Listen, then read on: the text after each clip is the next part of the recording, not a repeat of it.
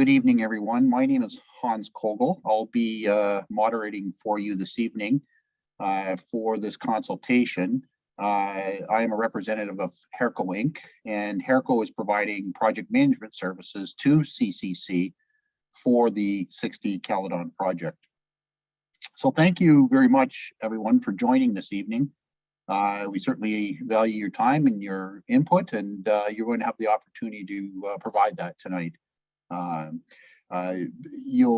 You're probably aware that when you logged in, I believe there was a little icon that you had to click that indicated this session would be recorded, and it is being recorded for individuals that cannot attend, and it will be available on the CCC website later on after this consultation. As we promised, we're here this evening to present to you the initial concept for the green space at CCC and give you an opportunity for feedback. The order of the meeting will be as follows. Brian Sibley, board member of CCC, will be providing opening remarks. Then Brendan DeBrinca is a landscape architect with GSP Group. And Brendan will be presenting the concept and the rationale behind this concept. Following which, we will open it up for questions and answers, and you'll have an opportunity to provide input at that time. So lots of time to do that. You can either enter your questions through the chat, or you can raise your hand, and I believe Ambrose, who's sort of controlling the session, if you will be able to turn your camera on and allow you to speak if you so wish to do so. Okay, and then I'll have a few concluding remarks at the wrap up. So I'll hand this over to Brian. Thanks, Hans. My name is Brian Sibley. I'm the executive director of Hamilton East Kiwanis Nonprofit Homes, and also a board member with the Caledon Community Collaborative. I wanted to do a brief land acknowledgement at the start of this meeting. The Caledon Community Collaborative is a partnership between Victoria Park Community Homes and Kiwanis Homes. We operate properties located in the cities of Hamilton and Brantford, as well as some other communities. We acknowledge that these properties are situated on the traditional territories of the Anishinaabe, the Haudenosaunee, and the Mississaugas of the Credit First Nations. This land is covered by the Dish with One Spoon Wampum Belt Covenant, which was an agreement between the Haudenosaunee and Anishinaabe to share and care for the resources around the Great Lakes. We further acknowledge that this land is covered by the Between the Lakes Purchase 1792 between the Crown and the Mississaugas of the Credit First Nation. We wish to recognize the long history of First Nations and Métis peoples in Ontario and show respect today for the communities of the Six Nations of Grand River Territory and the Mississaugas of the Credit First Nation. Today, our communities are home to many Indigenous people from across Turtle Island, and we recognize that we must do more to learn about the rich history of this land so that we can better understand our roles as settlers, residents, neighbors, partners, and caretakers. Thank you. The Caledon Community Collaborative was conceptualized about 3 years ago when our two organizations, Hamilton East Kiwanis Nonprofit Homes and Victoria Park Community Homes, and as well as the City of Hamilton, came together to discuss how we could collaborate to create a special sort of neighborhood project that would address many of the issues in our community, especially as it relates to housing affordability. There were three primary goals that we had when we were conceptualizing this project. Number one was that we felt that this development had to be financially sustainable, that this wasn't a project that we wanted to basically create a little enclave of poverty, which could not support itself financially. That was our first priority. Our second priority is that this needed to be an environmentally sustainable space. We're not building condominiums here. We're building long-term purpose-built rentals that we intend to operate in perpetuity.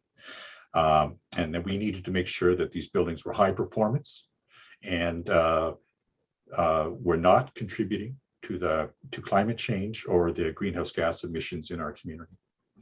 The third thing that we wanted to ensure was that this was a socially sustainable community, so that we were building a great place to live and a place that fit into the neighborhood. And I think to a large extent, that's what we're here to discuss today, is to ensure that how do we build a great community that is not only a community for the residents of this proposed development, but also for the neighborhood as a whole.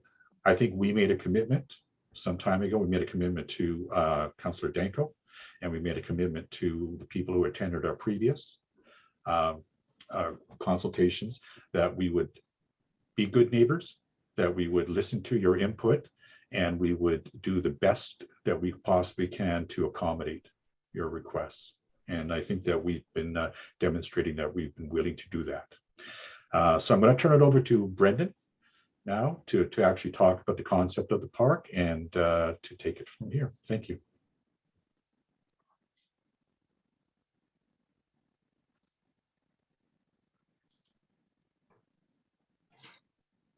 Hi everyone, my name is Brendan Brink. I'm with GSP Group. We're a planning, urban design, and landscape architecture firm out of Kitchener and Hamilton. And I've been working on the project as we went through the zoning bylaw amendment process, which is the concept that we've come up with today. So just prefacing that we're in early stages and certainly open to feedback to hear what you'd like to see. Just providing a bit of context, you're all likely familiar with the space, but to the left we have Tyrone Drive, on the bottom we have Caledon, and on the back, the top right hand side, we have Calvin Christian School that we're looking to provide a connection to. And the site was previously Mountain Secondary School. So for the two apartment buildings, the current plan is to provide 206 units between the two of them, and also on the site, primarily on Tyrone, and then bordering the green space in the center as well are the 5 townhouse blocks for a total of 60 units.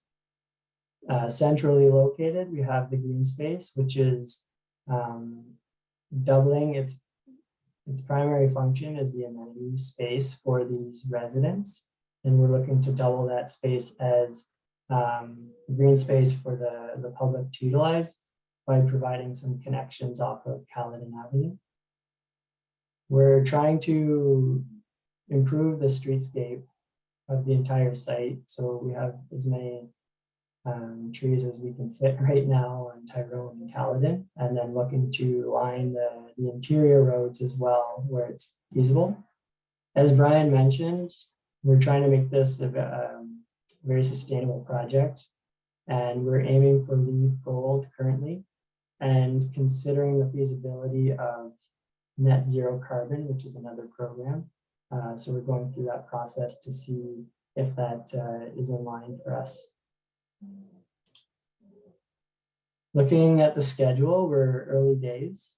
So tonight we are in the public engagement stage, which is phase 2. We started up a few months ago with the early discussions between all the consultants, and looking to go through the detailed design and site plan application process throughout this year, and aiming for approval in the winter or spring of next year. For construction, as it relates to the green space, we're hoping to have, the current plan is to have substantial completion by fall of 2025. So at the latest date, with the current schedule, the park, or the green space would be open at that time. And that may flux, obviously, as construction schedules change, or we can find a way to adjust the site construction. But in all likelihood, the green space won't be open until the end for safety issues, because there will be a substantial amount of construction happening on all sides of the green space. but we'll keep you posted as we know more for the schedule on the green space. And this is just a closer look. So as I mentioned, we're straddling on all sides by the apartments and the townhouses, as well as some parking that is adjacent to the green space. And on Caledon, we have a few connections. So two being at this point in time with the preliminary stage that we're at, looking at fully accessible connections. And the grading is a bit more challenging as we go towards the intersection of Tyrone. So we may have to include stairs as well, but we are looking to provide 2 or 3 connections to the sidewalk. So we'll look at some comparisons next. So of the space that we are looking to provide, it's roughly 4,500 meters squared, which is about 50 to 60% the size of a soccer field for a frame of reference. For close proximity, parks in close proximity, we have Richwell Park, which is similar in size. It's a bit bigger, but you can see here in the dashed line, we have the green space at 60 Caledon. And within Richwell Park, we have junior and senior play equipment, a large swing set, a pavilion that's essentially located between the two, and the majority of the park being open lawn and trees. In another park close by, we have Captain Cornelius Park. It's substantially bigger, so we're about 5-6% the size of that space, but a large percentage of that is taken up by the sports field and the woodlot. So this is just a zoom in of the park where we're showing the junior and senior playground, the swing sets, and the community garden over to the left. Just looking at some programs that give you a sense of scale.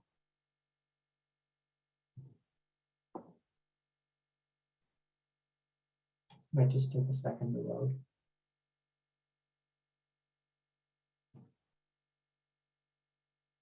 And back I go.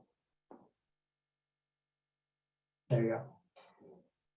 So as I mentioned before, this is the concept that we put together for the zoning bylaw amendment application. So the programs that you see here, such as the multi-use sports court, the pavilion, and the junior play or the tot lot, those are programs that we discussed with the ownership group that they would like to provide to the residents. So that's what this concept was based off of.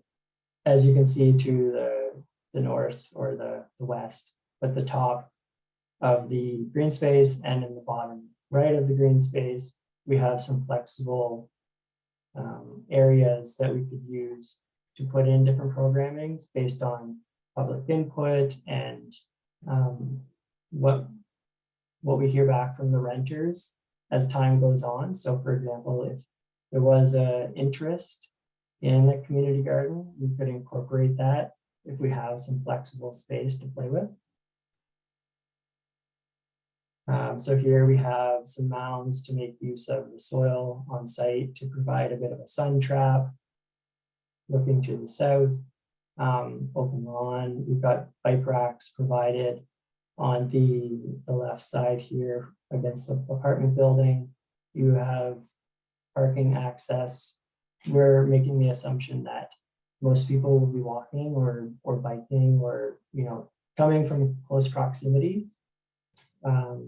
So that's why we have the connections from Caledon Avenue, and there would also be a connection from Tyrone that's not shown here. In the multi-use sports court, some programs that we'd look to include are pickleball, basketball, volleyball, badminton, tennis. It can all be flexible with different nets and different post locations to give the flexibility for different opportunities to play. And then for the tot lot, looking at a few different opportunities for junior structures. The one on the right is a rendering of a park that GSP is currently working on in Waterloo. And we were able to fit quite a bit of play elements into a small footprint. And that's what we're looking to achieve here as well. And a few different examples of some pavilions that we could include. The size may vary depending on the amount of gatherings, the size of gatherings that we want to have. The materiality could respond to the architectural cladding. So these are just some examples from a supplier that's close by in Ancaster. And then looking at open lawn, what that could look like, providing some screening with large trees to the buildings to screen views and provide shade, providing flexible space for things like picnics and throwing frisbee around, kicking a soccer ball. It's always nice to have flexibility for different things that we may not think of in the design process, but people can make use of the space when it's open like this. And then just looking at a few more parks. So we touched on Richville and Captain Cornelius, both roughly a 5-minute walk away. And then we have Norwood and Buchanan, which are closer to 5-10, maybe Buchanan 10 to 15 minutes walk from the site. And looking at some of the elements that they provide. So Buchanan is junior and senior play, swings, has the splash pad and more sports fields there. And we discussed internally with the ownership group and the consultants some programmatic elements that we would like to include and also not include. So some of those would be things like splash pad and water features, because there's higher maintenance costs associated with those, and there's plenty in walking distance or a quick drive in many of the neighboring parks that residents can use. Looking at not including a public washroom as well, or the swings, again, because many parks have swing sets close by. And then some things like a skate park that require a larger footprint and may not be the right fit for this location. And the last slide, I just flipping back to the site plan again, the concept that we put together, just for the purposes of discussion. So opening it up now to hear your input.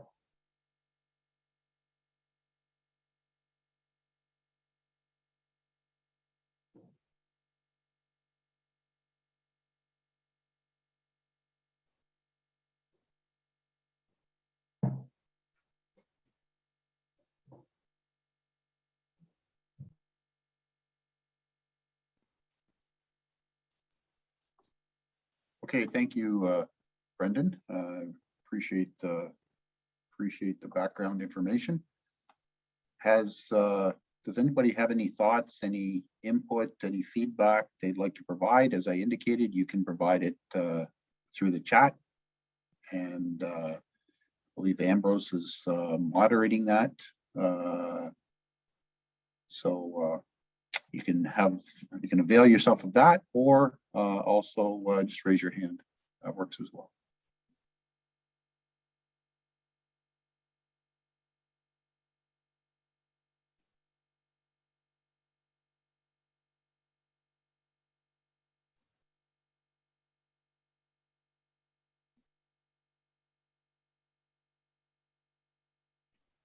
I think Alan wants to be unmuted there, Ambrose.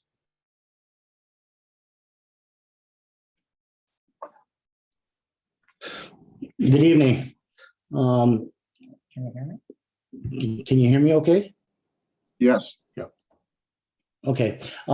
So this park area that we have, I'd be interested to know if with the Kiwanis being involved, that the city will also get involved with this and help out with some of the stuff that we would like for this park, like swings and stuff like that. If the city would help out with that, I'm not sure. Can anybody answer that one? Maybe the alderman?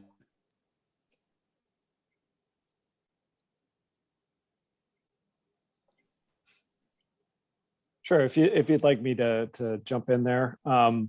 So the park, the green space is part of the 60 Caledon development. It was, what we've heard from the neighborhood. It's a very important part. I'm not sure what the procedures would be for the city to be involved, but I think we're expecting the developer, the 60 Caledon group, to, this is an asset for their development, so we're expecting them to build out to their needs and also to the community's needs. But having said that, there might be opportunities for partnership, certainly with the city on capital costs. Right. I like to see that because we, as a group and neighborhood, we all want green space, and yet the city needs to come in and step in and help out as taxpayers. Alan, could I jump in here a sec just on your comment? The swing sets seem to come up a lot when we talk about green space and parks and stuff. The problem with the swing set is that it takes up so much space because when we were kids, we didn't care if a kid fell down and broke their neck off a swing.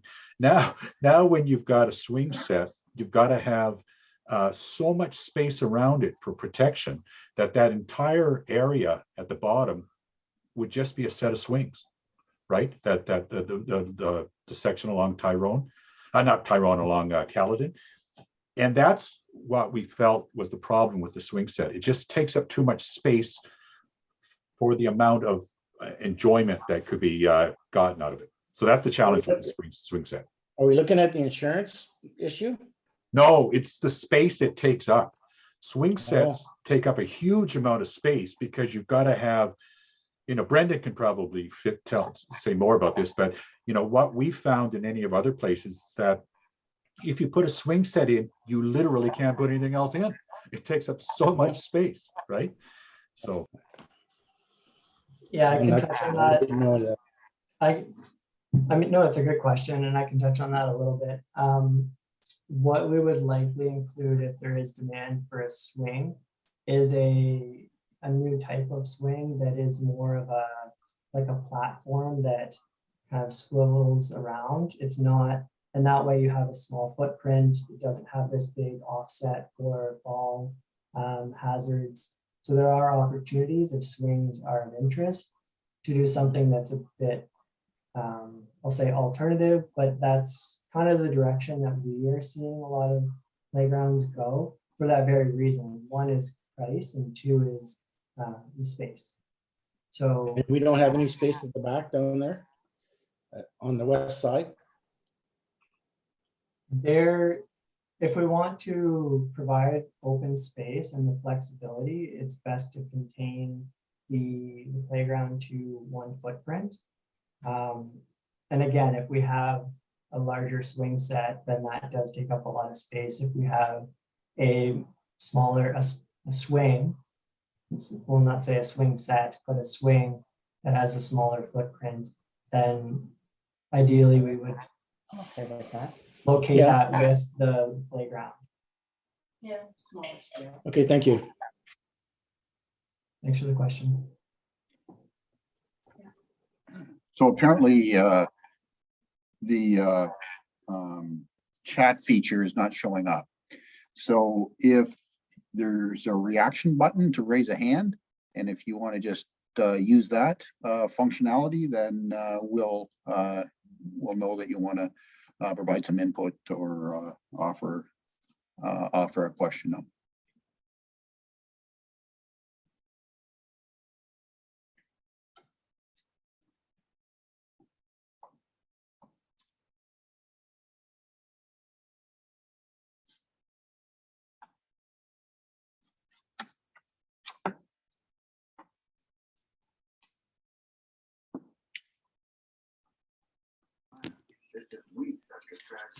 I think Frank has his hand up there, Frank Cremonesi.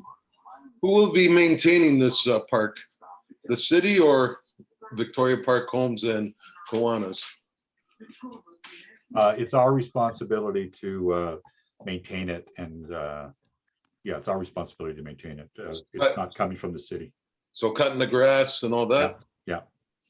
So are the other residents going to have a hard time say we're playing, my kids go play basketball there, but the community kids are saying, oh, this is our park?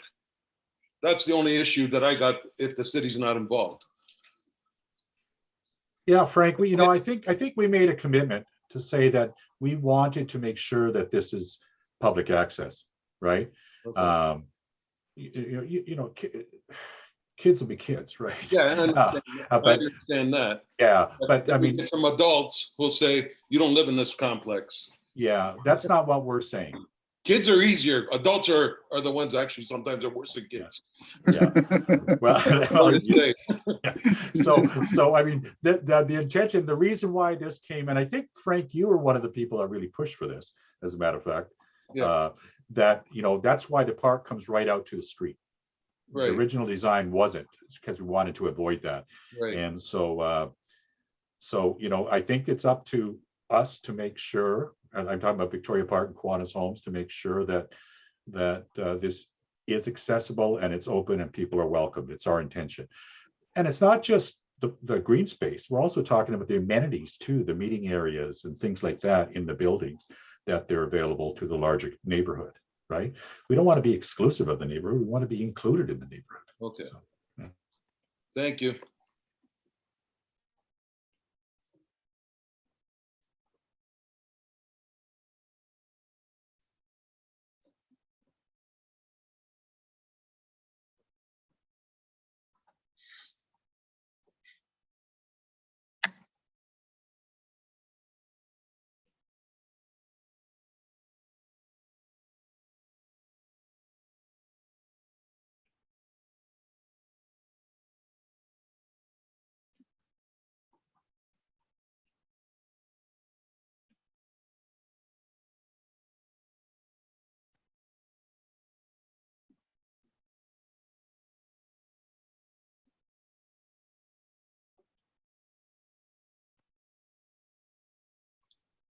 Any further thoughts or questions?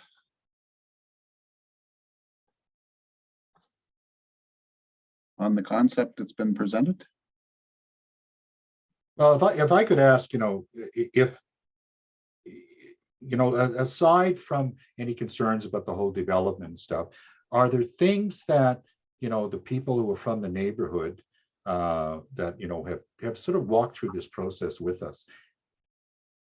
Do you have any impressions about what we're doing here? Is this something that you envisioned that it would look like this, or are we missing the boat completely here? I'd be interested, Frank or Alan or whoever else is on the call, if you could give us a thumbs up or a thumbs down on the concept of this green space.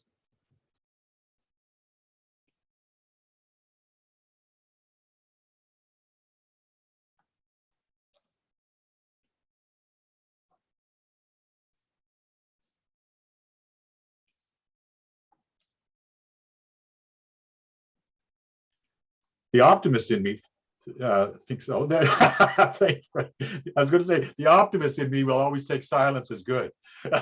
So.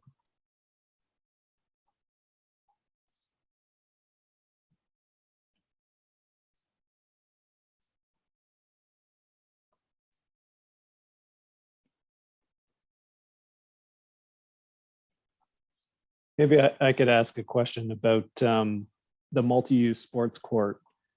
So that's kind of right in with the development, but occasionally we do have, especially with basketball courts, it can be noisy at night with just the bouncing of the basketball. So just wondering how you might incorporate that into the design.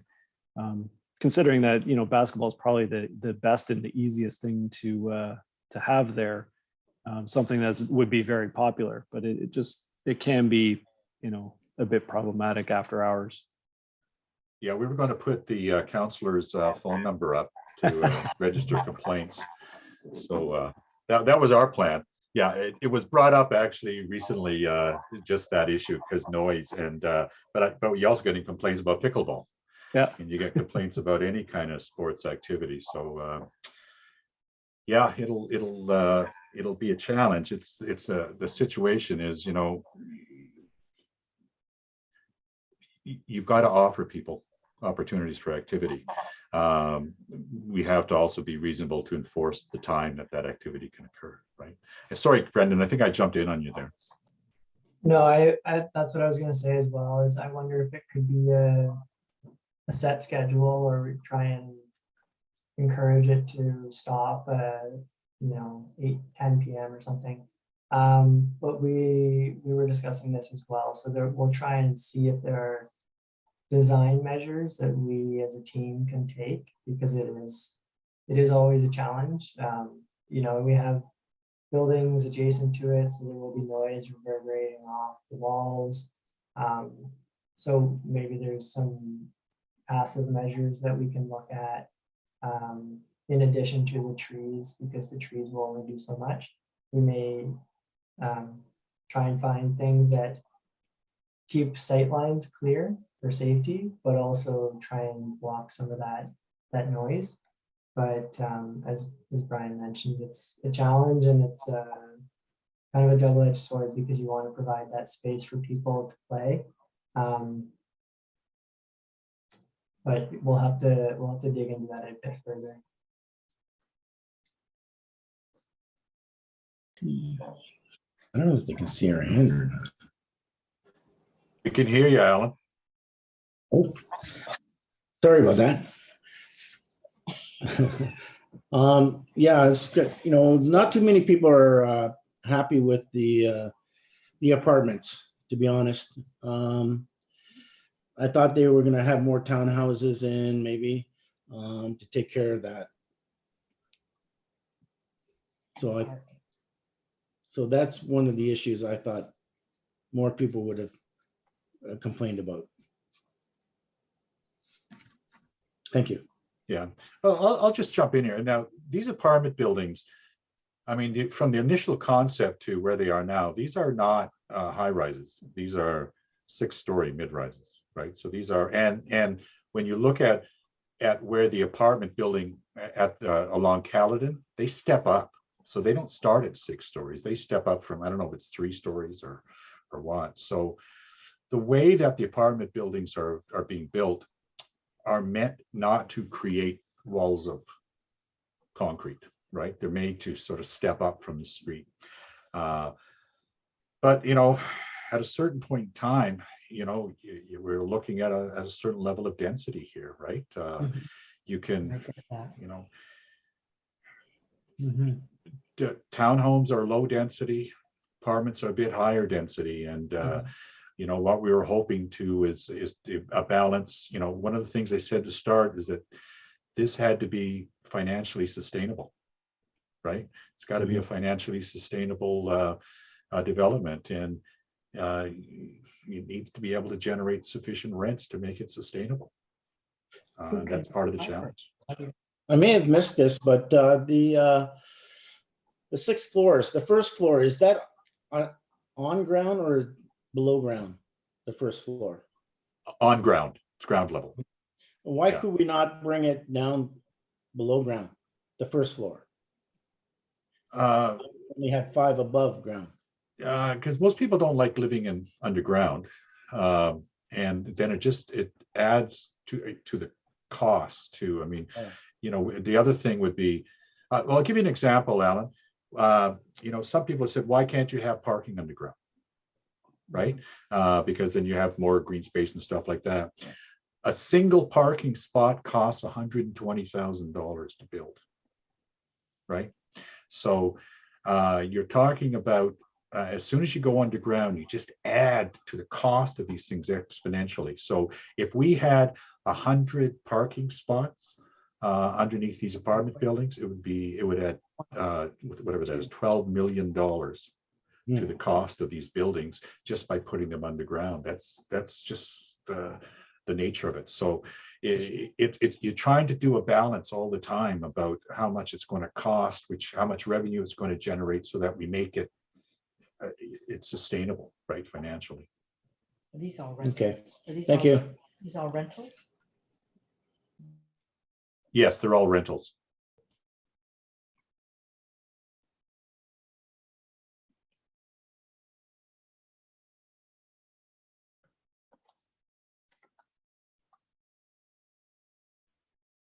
Can I ask a question about the trees? So Brendan, you mentioned that you're fitting in as many trees as possible into the site, which, you know, I'm very supportive. But for this park layout here, you've got kind of the shade trees around the outside.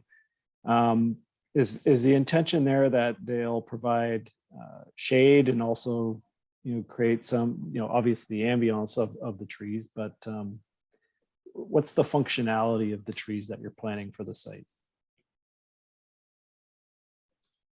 Yeah, shade, and something we're also trying to consider is the carbon sequestration as we go for LEED and net zero. We're going to look at what species sequester more carbon.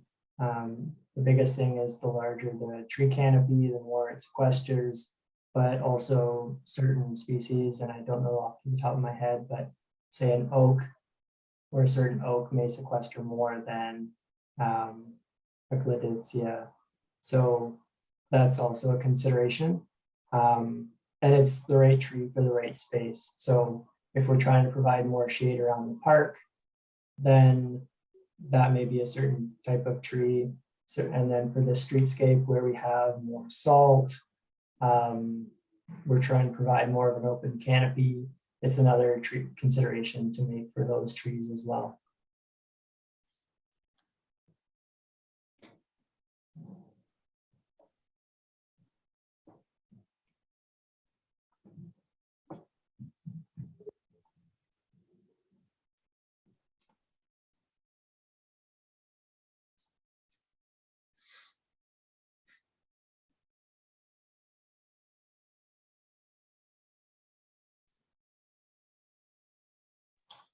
I believe, Frank, you had your hand up and then lowered it. Maybe that addressed your question as well.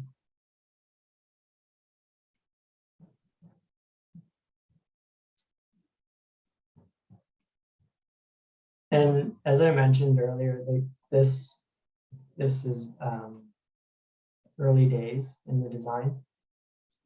So we can certainly take input in to consideration for both the green space and looking at the larger site where that will evolve as well from what you saw in the previous slides. But yeah, certainly for the green space, we're open to input at this stage. And then as we move into site plan application in the coming months, we're hoping to have the concept finalized for the green space and site.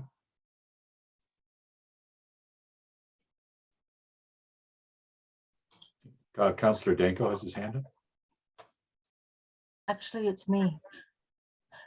It's Nikki. I think this looks really great. And I did have a thought. I'm wondering if there's room for small community garden plots.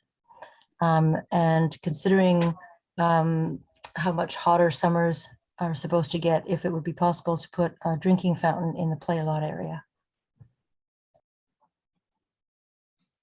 Yeah, those are two great points and some things we also discussed. We're not looking at water features, but we are looking at water fountains. So I guess there is a distinction there to provide fresh drinking water to people enjoying the green space. And for community gardens, it's something that we are considering, but it will be based on interest from the residents of 60 Caledon and also the neighboring residents. So if there's determined to be enough interest, then that could be something that fills the flexible space. But it is something that we would need to factor in if moving forward, we want to provide a flexible space for a number of programs such as a community garden. Because we could also provide a larger open area, open lawn, but we wouldn't want to eat into that space too much and then, deplete the value of that space for throwing a frisbee or any different array of things. Yeah, also, neighbor to neighbor is a phenomenal organization in that area that does a lot with food security, runs some gardens, is on Athens, it's close by. So all we're looking at right now is a bit of flexibility and feedback. If at some point in the future, that's what the neighborhood and the residents want, is a community garden, then we're open to that, right? This is meant to be an inclusive process, not an exclusive process. So we didn't want to come in here saying this is a complete painting. This is, sort of a bit of an open concept here. The other thing I want to say is that you don't have to communicate with us just through these meetings. You can reach out to Lorianne and myself by email or, give us a call if you have concerns or anything at any point in time. So if something comes up tomorrow that you say, I would really like to understand what's going on here with this, send us an email or reach out to us and we'll answer. Right. So Councillor Dane. Thank you. One of the other things that we've heard from the community is that they often use the existing green space as a place to walk their dogs. And obviously people that are going to be living here are going to have pets as well. So, we're looking at this specific square green space, but throughout the entire development, there's quite a bit of other pathways and green space. So I'm just wondering, is there any specific design features that you include to make that pet friendly? I mean, obviously there's not room for a leash-free park or anything like that, but how do you incorporate all the pets in the neighborhood? Yeah, it's a good question. One thing that is common is as soon as the dog has been inside for longer than it wants to be, so the first thing it does when it gets outside is pees at the front door. So there are things that we can do to try and address that through design measures, such as providing a fire hydrant or anything. Doesn't have to be that literal, but it could be a structure outside the door that is off to the side slightly, and if the dogs pee on that, it has river stones below it and has a hose bib or something so that it can be washed down. So that's just one example. There are other things that we could do throughout the site to try and address the reality that there are many pets in condos, in apartment buildings, and townhouses. So we'll take a look at that in more detail to see what other measures we can take across the site.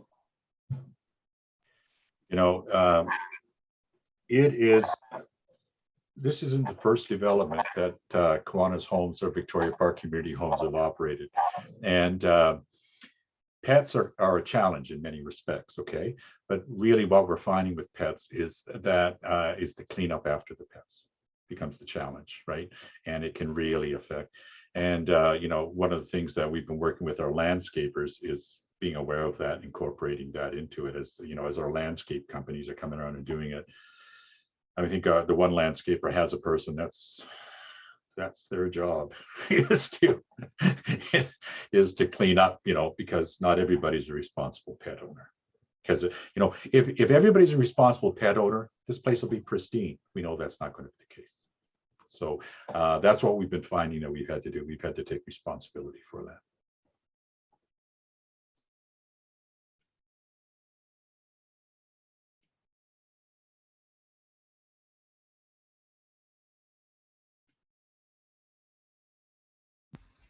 And do it.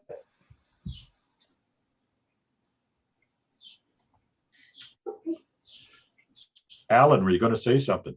Yes, I don't know if you can see me, but Okay, yeah, this is for Councillor Danko.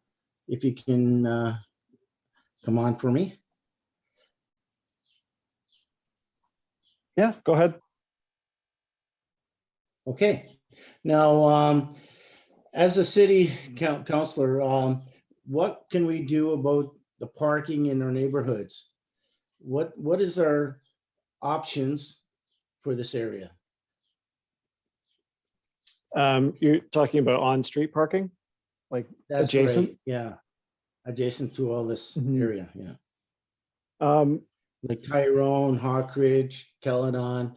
We're gonna have a lot of problems with buses going through during the summer. We're gonna have problems with people trying to back up into other people's parking because they're stuck in the middle of the road because we have cars on both sides. You're gonna have emergency units going down the street. They can't go down the street because people are blocking. What are our options?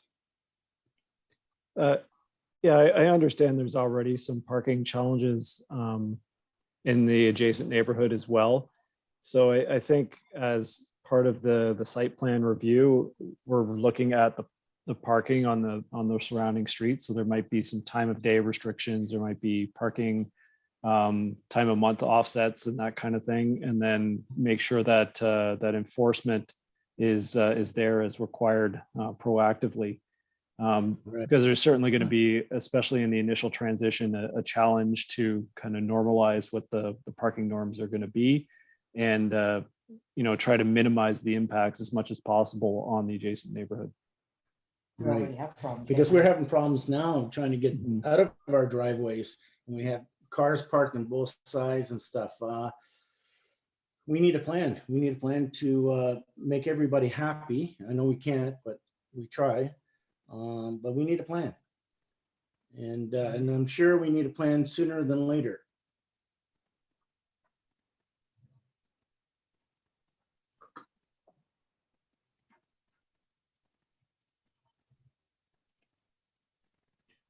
Frank, you've got your hand up.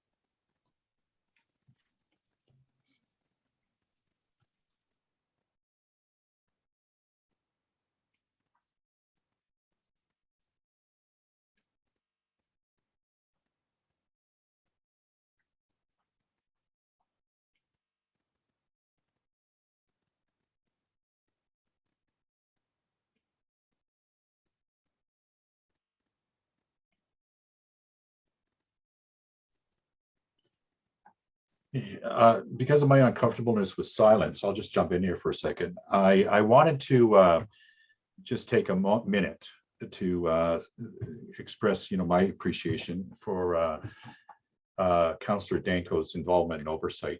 You've been, you've attended all these meetings with us, and you've given us nothing but instruction and feedback and taking care of your neighborhood.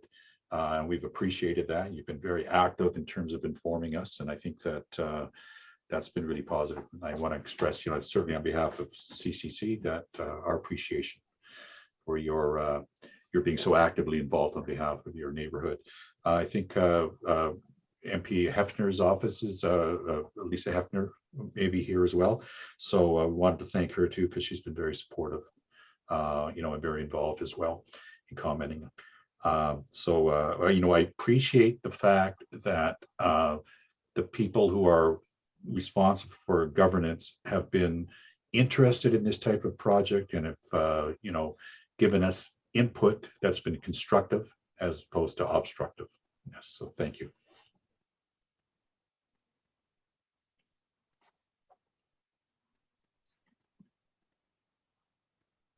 I think Frank has a question.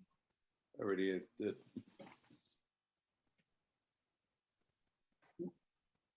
Hello? Yeah, you're unmuted now, Frank. Oh, now you're muted again.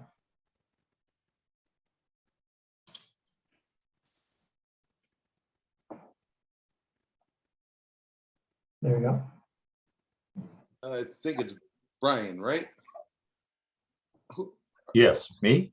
Yes. Who's going to be responsible for the snow cleaning along Caledon and Tyrone in front of this complex? It'll be us. because this year, Alderman Danko, I've probably emailed him a few times because the snow cleaning was horrible. I know it's an empty piece of land, but my daughter walks her dog along that side of the road. We have an older gentleman that has a scooter that lives on this side. He couldn't even get by down that area.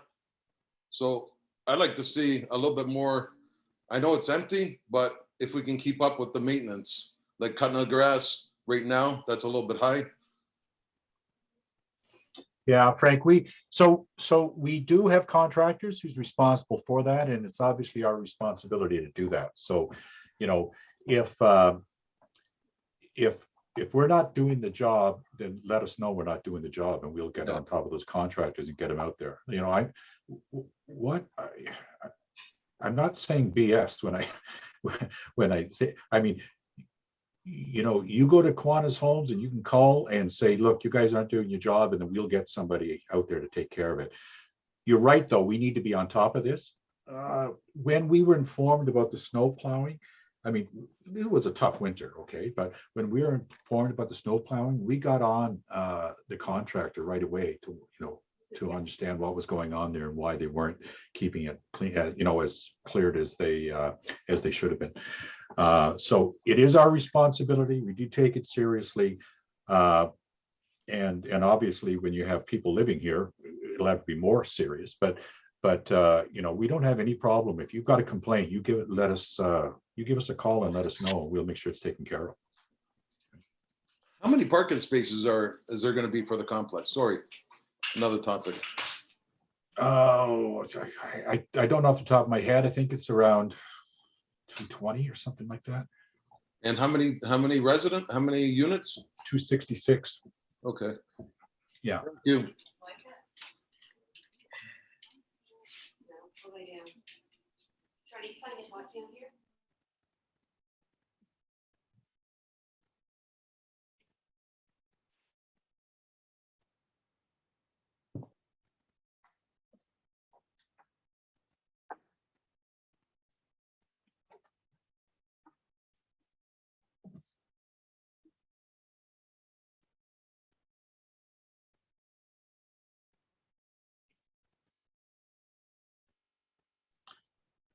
All right. Hans, did you have any sort of closing remarks you wanted to make? Yeah, the only thing I'd like to mention is that if there are future meetings regarding the green space, then they will be published on the CCC website. So keep your eyes tuned to that. And the second thing I'd like to mention is that you know, this whole public planning process is going to be presented before the planning committee, and that meeting is on July 5th, and that's a public meeting. It starts at 9:30 a.m. So if you were to go to the city's website, I believe that's also on the CCC website, but if you go to the city website, you'll definitely be able to find further information on that. I will let you know, though, that there are a number of projects that are going to be presented at that meeting. So it's not necessarily that the Caledon project will be at 9:30. We don't have an agenda yet of when each development will take place during that meeting, but I just wanted to let you know that that is taking place at that time. And with that, any closing remarks, Brian, or are we good? Yeah, I just want to thank the people who have shown the interest in coming out. I think many of the people that have come out from the neighborhood have been at all of our consultations, so we appreciate that, appreciate your interest. Our intention here is to build something that fits in with the neighborhood, and it's not that makes it a better neighborhood. So the only way we can do that is with your input. So please feel free to give it to us, and give it to us straight. Thanks. Thank you very much. Have a great evening. Thanks, everyone.